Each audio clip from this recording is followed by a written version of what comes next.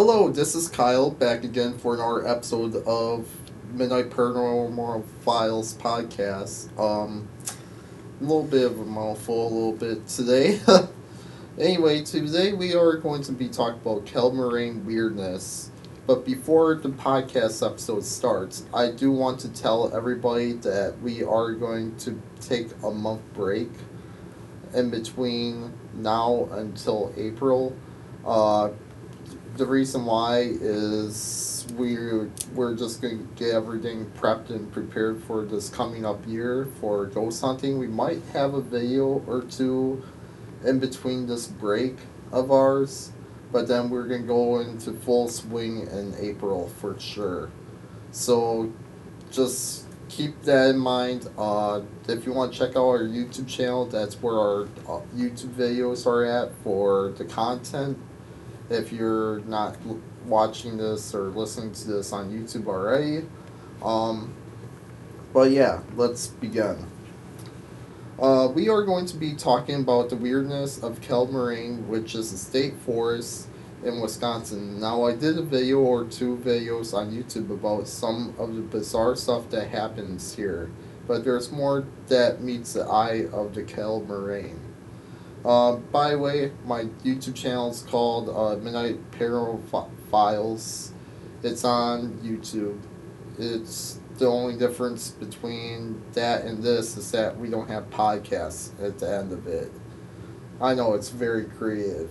But anyway, let's begin. Occult.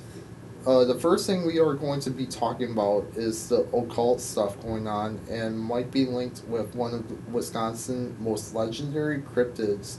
But first, let's rewind back to the late 1970s, early 1980s.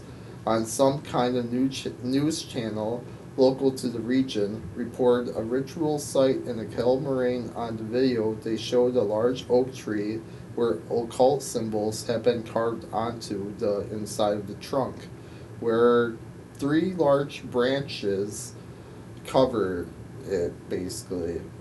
Another story happened in the 90s where a woman was riding her horse where she came upon animal remains that appeared to have been cleanly served and mutilated or something like that. The same woman had a different kind of encounter. A naked man emerged from the brush onto the trail, then quickly disappeared. Could it be an apparition or a ghost? Maybe. That's a question I'm asking myself anyway. Anyways, she spoke with the local authorities that they were aware of a group that was coordinating rituals in the area, but they never found them. This is the part where I talk about the Beast of Bray Road. Yes, I am talking about the legendary Beast of Bray Road. And this might be one of the last podcast episodes besides until November. So keep that in mind also. Um anyway, the Beast of Bray Road, it's in Elkhorn. It's similar, it's pretty close to Kettle Moraine, kinda. Probably like an hour away from it. I'm not sure on top of my head. But it could be a possibility that the Beast of Bray Road was something invoked by rituals happening in the area, or is a beast separate from the kettle, or from what my theory, whitewater witches, which we did kind of talk about that, but I ended up deleting the podcast episode a little bit. But my theory is that Whitewater is really famous for like witches and stuff back in the early 1900s, and I guess my theory is that could it be spawned by witchcraft or whatever if they're strong enough witches, because you know, but that's just me thinking outside the box, I guess. It is pretty interesting with my thinking sometimes. But anyways, we are going to be now talking about Bigfoot, of course, because why not? Now there is a documentary out there talking about Bigfoot in the Kill called Finding Jay. I saw it on Prime Video. I recommend watching it. Anyways, there have been tracks that have been spotted in Kettle Moraine. Trees that are bent like some kind of animal have been trying to take it down to tent looking trees, branches that something that not a human could make. Uh, and a few other things like footprints, of course, and stuff like that. I realize there's not too much about on the Bigfoot end because Bigfoots are a little overdone, if you ask me. But that's besides the point. Now, the interesting part is besides Bigfoot and the occult is the UFO activity.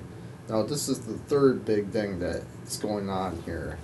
There's a town in Kettle Moraine called Dundee, Wisconsin, where there was a bar named Benson Hideaway located off of Long Lake, and Bill Benson was a UFO investigator in the area, but sadly he passed away in 2021.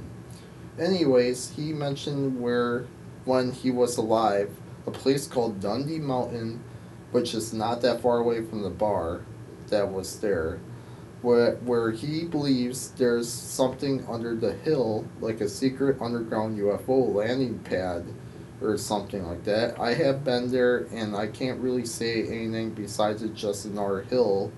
Crop circles appeared in the lake reeds, apparently. And also, when Bill was alive, he kept a binder of all the pictures he took that were UFOs, which was very unique and strange at the same time. Um, so that's a UFO activity going on in Kettle Moraine. Now let's talk about dogman. Yeah, dogman is next. If nothing is weird yet, this is where everything turns to a sharp corner. The nearest dogman sightings are likewise that mentioned up above. Well, is of course the Beast of Bray Road. And some people have reported dogman in Kettle Moraine, but I will have to look more into it. And we will talk about the Beast of Bray Road in the next few episodes probably. But let's move on. If we do, when we do the episode, it's gonna probably be the last episode based in Wisconsin because I basically covered pretty much everything on the state. Um, Now the last thing that's really strange to me is goatman. Yeah, goatman. The thing that's in Texas or whatever, but there's also a cryptid version besides. I talked about goatman in the past, I believe, on the podcast, but anyway, yes, there are also goatman sightings in Kettle Moraine besides. We did an episode about goatman in the past on the podcast, but we are going to talk about where you can meet the goatman possibly.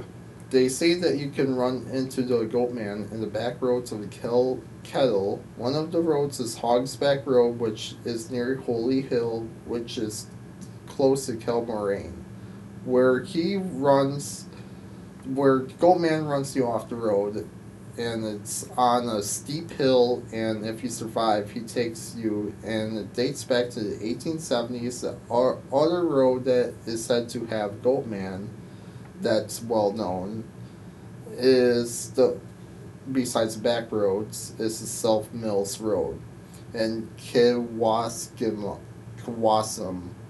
which I'm sorry if I can't pronounce that. There is supposedly a abandoned house where a goatman once lived off of this road, and one night he went to go to beat his goats or whatever, and one of them managed to mortally wound him. There was a guy that lived at this abandoned house or whatever. That's what I'm talking about. And this goat brutally wounded him with its horn, and he bled out. One day, a man was bow hunting, and instead of a deer, he ran into the goat man himself. He described it as the size of a deer, tan and gray in color. It had the body of a goat with a human head and arms and a long white beard. It was swearing and complaining of a trespasser. So there you have it. that's the end of today's podcast. Yes, there's a lot of weird things going on from goatman, Bigfoot, and dogman sightings to the UFO and occult activity in Kettle Moraine. It's a strange place once you go deep into the woods there. Now, I find a lot of these stories pretty strange and stuff, so that's why I want to end the podcast season with this one, and then we'll be back in November probably with new locations, probably talk about different states and stuff now, because I basically went through most of the stuff going on in Wisconsin, so stay tuned for that, and I hope everybody stays back and watches the YouTube channel stuff too. The link will be just down in the description for that as well. And I will talk to everybody in November, or if you're on YouTube, whenever we do a video next, which should be in the next few weeks, hopefully. Crossing my fingers right now. And thank you.